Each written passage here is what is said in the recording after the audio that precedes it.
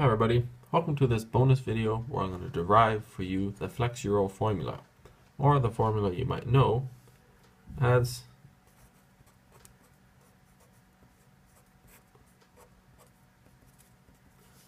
this should be pretty familiar to you. You've probably used it before to calculate stresses in beams. In this video, I'm going to go through how to find this formula just from basic principles. So it's a relatively long proof, but it's kind of interesting and it's kind of beautiful at the same time. So the first step in going to find this is just to draw an example of a beam in a before and after state.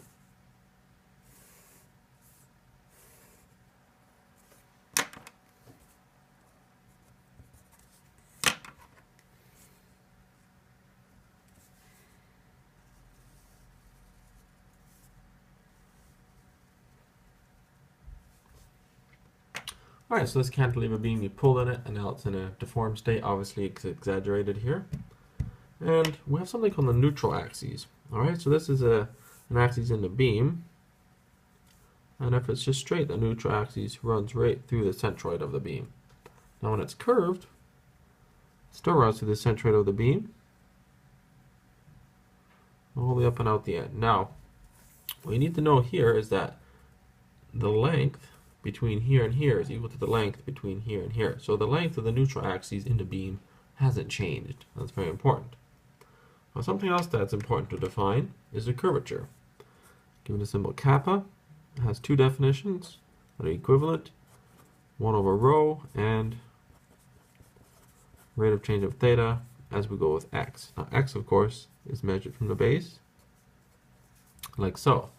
So curvature is basically how bent something is. So something that has this sort of curve, something that has this sort of curve, they're having different curvatures. The way we can find curvature is by taking the tangent line, drawing a line perpendicular to that, finding out where they meet. Now this distance here, the length of that we call rho, or radius. So here it's quite long. Here it's quite small. So we can say kappa is 1 over that. So the larger this is, the smaller curvature you have. So curvature, it's synonymous with bend. So how much bend is there to it? Here, not as much as here, so therefore the curvature is going to be smaller. It's also the rate of change of theta with respect to x. So theta, by theta I mean the angle between this parallel line I can draw here to the neutral axis and a tangent to the neutral axis of the bent beam. So as we go from here, let's say this point to this point, that angle is going to be different. The rate of change of that angle is equal to kappa, which makes sense. If the angle here is, let's say, I don't know, 45 degrees, and you move up and it gets to like 80 degrees, it means you've gone quite over a big area of bend. So it's a great rate of change in theta, so it's a big bend, therefore a great kappa. Alright, so let's move along and take a section right here. We'll cut it out, and the bottom length, if we plot these down here, is, you guessed it, of a length dx. So let's take this piece and redraw it out here in the open.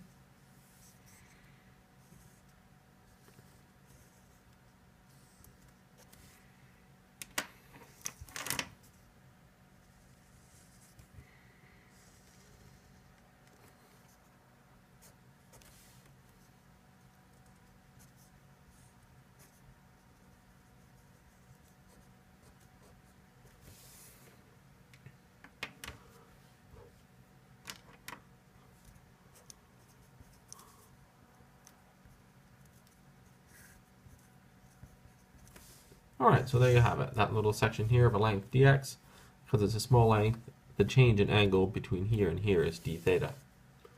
Alright, so we know that, like I said before, the length of the neutral axis in this beam that we're using for the sake of this proof, the length of the neutral axis hasn't changed. So that means that the strain along the neutral axis must be 0, because strain is change in length over initial length. Alright, and since it's change in length 0 over initial length, that's still 0.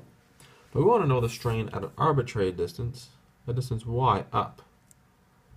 and conversely down if y is negative, but we'll look for positive for now. We want to know the strain at like this point in here. Once we know the strain, we can relate it to the stress, to what we want by using the shear modulus, E. Let's take a look at this piece here. All right. And I'll blow it up over here.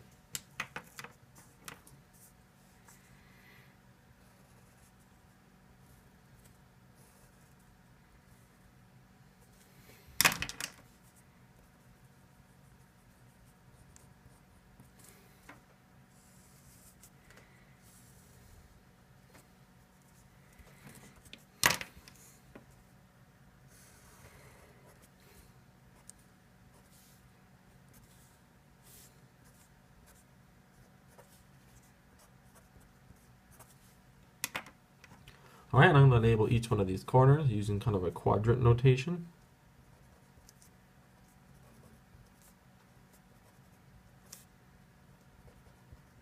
Really, it doesn't matter what they call those corners, because any one of them can be called anything. It's just for the sake of notation here. Alright, so moving along, we know that the length M3, M4, so I'm going to denote that just by saying M3, M4 is equal to, well, basically this whole length here times this small angle here. Alright, by the virtues of geometry, it's rho d theta. And of course then M2, M1 by the same stroke is going to be, well, the distance away, that's rho minus y d theta. Or we can write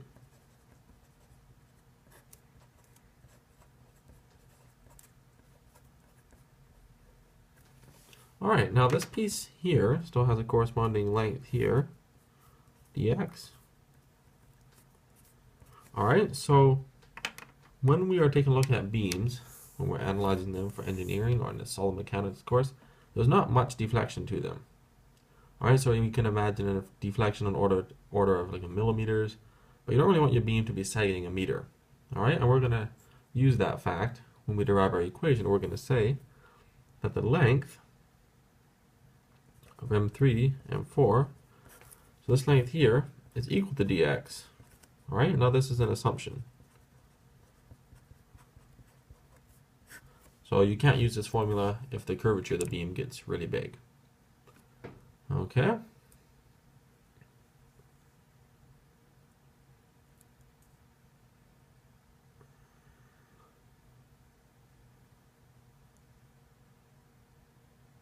Alright, and we know that M3, M4 is equal to rho d theta, like we said there. And since this is approximately equal to dx, we can just plug dx in the case right here.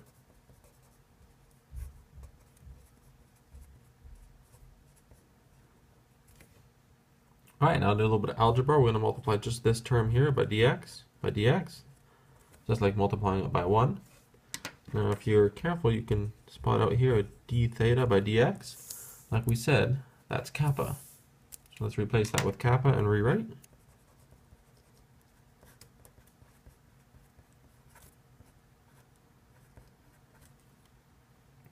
Alright, now we have this equation for this length of the piece up here. So now that we have the length, we can go and find strain at that distance. Is this going to be the final length, which is this, minus the initial length, which was dx in its undeformed state? It was just flat, so it was initially of a length, dx by dx. So let's just put that in.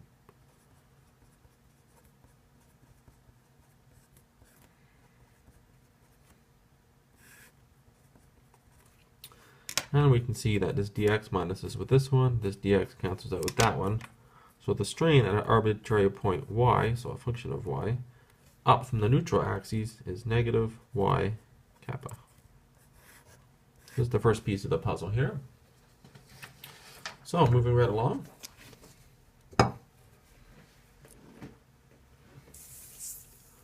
Now we need to look at some other conditions. So let's say we have that same beam. Now we're just looking at a larger view of a cut on the internal section here. So this is just some arbitrary point. This is the end we're looking at. And due to this force that we said was acting on here, there's going to be stresses developed in here. So let's say the neutral axis was here in the center, and we're going to assume positive bending moment, so that means smiley face, or the beam is going up like this, smiley face. So in a positive bending moment, the stress distribution is going to be like this. All right, tension at the bottom, so arrows pointing away, and compression at the top, arrows pointing in. All right, and for equilibrium, we've got to have the forces and the torques balanced. All right, so we're going to look at that. But first, let's just realize here that E, the modulus, or stress over strain, so we can write sigma is equal to E epsilon, and hey, epsilon we just found was equal to negative yk.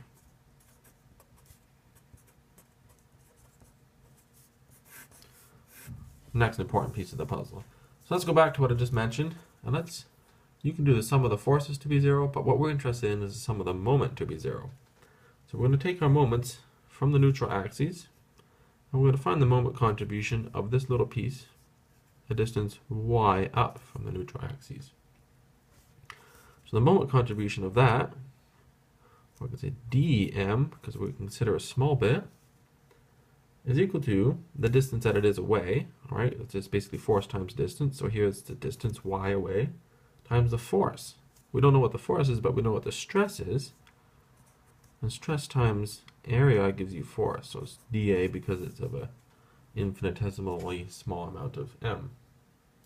So we can say the total m, basically the integral of this, m is equal to the integral of y sigma dA. Alright, we know that sigma is equal to negative EYK, so we plug that into here.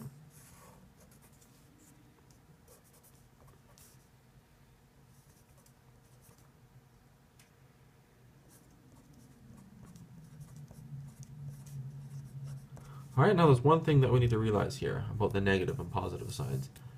Alright, because at the top, above the neutral axis, we have a compressive stress. Alright, so that means this can't actually be positive. This has to be negative, because we're going at positive y distance. Okay, so that means this must be negative as well. And of course, two negatives, that makes it positive. So, taking that into account, and then solving this integral over the area, we can see that E and K have nothing to do with y, so we factor those out, and the final expression is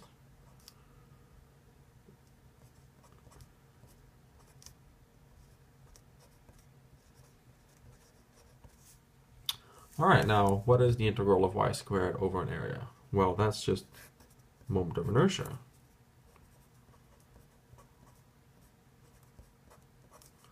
Alright, so this is the final piece to the puzzle. Now, what we can do is take this equation here and plug it into this equation because they have a k that's similar, right? So let's just rearrange this equation down here and say, or let's do it the other way. Let's rearrange this equation. Say k is equal to m over e I. I'm going to plug this equation back into here. Keep them both on the screen here. So we can say sigma is equal to negative e y, and then this whole bit.